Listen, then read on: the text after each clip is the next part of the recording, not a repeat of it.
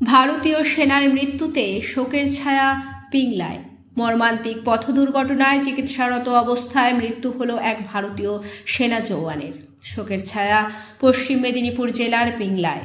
জানা যায়, কর্মরত সেনা জওয়ান নন্দদুলাল পণ্ডিত, বয়স 24, প্রায় 25 দিন ছুটি নিয়ে বাড়ি এসেছিল। গত 8ই ফেব্রুয়ারি বাড়ি থেকে মন্দির থেকে পুজো দিয়ে বাড়ি ফেরার পথে করকাই সংলগ্ন এলাকায় পথ দুর্ঘটনার কবলে পড়ে ভারতীয় সেনা জওয়ান। তড়িঘড়ি সেনা জওয়ানকে প্রথমে সবং গ্রামীণ হাসপাতাল ও পরে মেদিনীপুর মেডিকেল কলেজ ও হাসপাতালে ভর্তি করা হয়।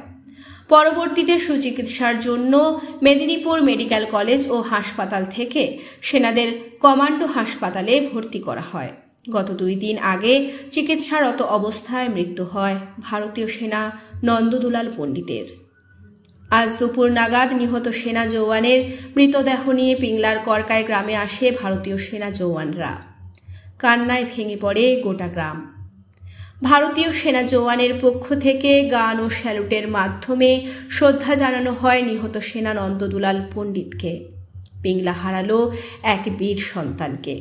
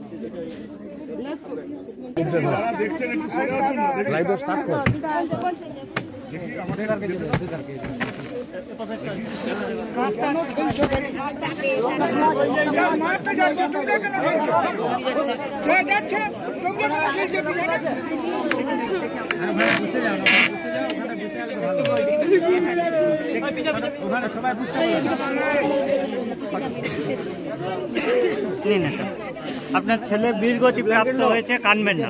বীর মা আপনি, বুঝলেন?